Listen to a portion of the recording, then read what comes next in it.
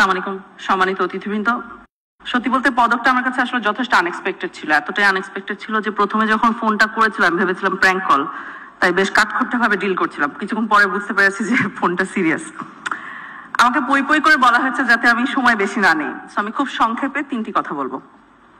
প্রথমটা হলো, আমি গুম কমিশনের সদস্য এবং আমাদের পজিশন হলো যে গুম বাংলাদেশে ফিরতে পারবে না। অনেক কিছুই হয়তো ফিরবে কিন্তু গুম ফিরতে পারবে না, এটা নন নেগোশিয়েবল। এবং আমি কিছু উদাহরণ দিয়ে বুঝাচ্ছি কেন এটা নন নেগোশিয়েবল। একজন বাবা তৎকালীন বিরোধী দলের মানে আওয়ামী লীগ আমলে তৎকালীন বিরোধী দলের একজন কর্মী ছিলেন। উনি গুম হওয়ার ঠিক আগে 2 সপ্তাহ আগে ওনার বাচ্চা হয়। বাচ্চাটা প্রিম্যাচিওর ছিল এবং ভদ্রলোকের সাথে আমার কথা হয়েছে, প্রিম্যাচিওর বাচ্চাকে সাথে সাথে এনআইসিইউতে নেওয়া হয়।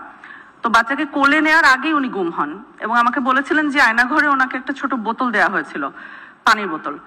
উনি ওই যতটুকু সময় গুম ছিলেন, ওই যখনই ওনার বাচ্চাকে খুব মিস করতেন তখন ওই পানির বোতলটা এভাবে করে কোলে নিয়ে বসে থাকতেন এবং সেটা দিয়ে উনি ওনার বাচ্চাকে স্মরণ করতেন।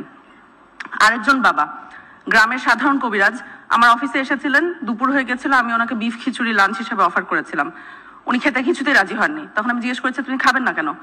তখন বলেছিল যে যখন উনি গুম ছিলেন তখন ওনার পরিবার এতটা অর্থের অভাবে কষ্ট পেয়েছে যে ওনার বাচ্চা স্ত্রী অনেক সময় না খেয়েছিল। এই কারণে গুম পরবর্তী সময় ফেরত আসার পরে এখন ওনার কাছে বিফ খিচুড়ি টাইপের লাক্সারিয়াস খাবার খেতে উনি স্বাচ্ছন্দ্য বোধ করেন না। এই কারণে আমার ওখানে উনি লাঞ্চই করেন নাই সেদিন। আরেকজন বাবা আমাকে বলেছিলেন যে উনি যখন বন্দী ছিলেন তখন এগেন পরিবার এতটা অর্থের অভাবে ছিল যে চিকিৎসার টাকা দিতে পারেনি বলে ওনার দুটো সন্তান মারা যায়। বাই দ্য টাইম উনি গুম থেকে বের হন ওনার এসেনশিয়ালি কোনো সন্তান আর ছিল না। গুম যে ধরনের ক্ষত তৈরি করে সমাজে সেগুলো চোখে দেখা যায় না, কিন্তু সেগুলো ফিল করা যায়। এই কারণে গুম আর থাকতে পারবে না বাংলাদেশে, এটা হলো নন নেগোশিয়েবল একটা ইস্যু। এটা ছিল আমার প্রথম পয়েন্ট। দ্বিতীয় পয়েন্ট হলো, এই লড়াইয়ে খুব নীরব কিন্তু সবচেয়ে শক্তিশালী সৈনিকরা হলো নারীরা। কারণ যখন কোনো ব্যক্তি গুম হয় তখন তার পক্ষ হয়ে লড়াইটা কে কন্টিনিউ করে, কে বাঁচিয়ে রাখে তার মেমরি, কে তার বাচ্চাদেরকে আগলে ধরে রাখে, কে জিডি করে, কে কোর্ট কাচারিতে দৌড়াদৌড়ি করে, কে সংসারের হাল ধরে, সর্বক্ষেত্রে উত্তরটা হলো নারী। অতএব মায়ের ডাকের তুলিয়াপা বা ধরেন ব্যারিস্টার আরমানের স্ত্রী, ওনারা শুধু কিন্তু একক নাম না, ওনারা হলেন প্রতিরোধের প্রতীক এবং এই রেকগনিশনটা আমাদেরকে দিতে হবে। ইট ইজ ভেরি ট্রু যে নারীদের কালেকটিভ পুশব্যাক ছাড়া গুম বাংলাদেশে এরাডিকেশন সম্ভব না এবং নারীরা এই পুশব্যাকটা করেছে গত 16 বছরে আওয়ামী লীগ আমলে এবং সে কারণে হোপফুল ইনশাআল্লাহ আমরা গুমের এরাডিকেশন দেখতে পারবো। এটা হলো আমার দ্বিতীয় পয়েন্ট। তৃতীয় এবং সর্বশেষ পয়েন্ট আসলে কৃতজ্ঞতা প্রকাশ।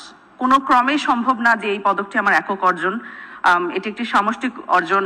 গুম কমিশনে আমার সহযোদ্ধারা ওনারা দিন রাত কাজ করে যাচ্ছেন, এই স্বীকৃতি তো তাদের বটেই, তবে অলসো পাশাপাশি আইন শৃঙ্খলা রক্ষাকারী বাহিনী এবং নিরাপত্তা সংস্থার অনেক ব্যক্তি আমি জানি তারা খুব সাহসের সাথে জীবনের ঝুঁকি নিয়ে আমাদের পাশে দাঁড়িয়েছেন, ইনসাফের পাশে দাঁড়িয়েছেন। তাদের দেশপ্রেম এবং ত্যাগী মনোভাব আমাকে সত্যি চমৎকৃত করেছে এবং therefore আমি তাদের কাছেও প্রচন্ড কৃতজ্ঞ এবং এই পদকটি তাদেরও অংশীদারিত্ব আছে। এই সাহসের ধারায় স্বাভাবিক ব্যাপার আমার নিজের পরিবারও আছে, বিশেষ করে আমার আম্মু। তিনি বেঁচে থাকলে আজকে মনে হয় আমার থেকে বেশি খুশি হতেন এবং অলসো আই থিঙ্ক উনি এনশিওর করতেন this doesn't get to my head so that I remain quite grounded, এটা করতেন। I am very grateful to my whole family. আমার কাছে সবসময় মনে হচ্ছে গুমের তদন্তের কাজটা আসলে আল্লাহর কাছ থেকে একটা আমানত। অর্থাৎ যদি এর ফলে ভবিষ্যতে কোনো বাবা পানির বোতল কোলে নিয়ে নিজের প্রিম্যাচিওর সন্তানের অভাবটা পূরণ করতে না হয়, দ্যাটস ইনাফ, তাহলে আমরা সাকসেসফুল।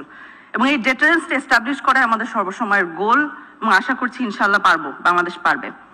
আমি জানি প্রধান উপদেষ্টা এখানে নাই এবং উনি প্রশংসা শুনতে পছন্দ করেন না, সো কিন্তু যেহেতু উনি নাই অনেক কিছু করা যায় এখন, তাই না?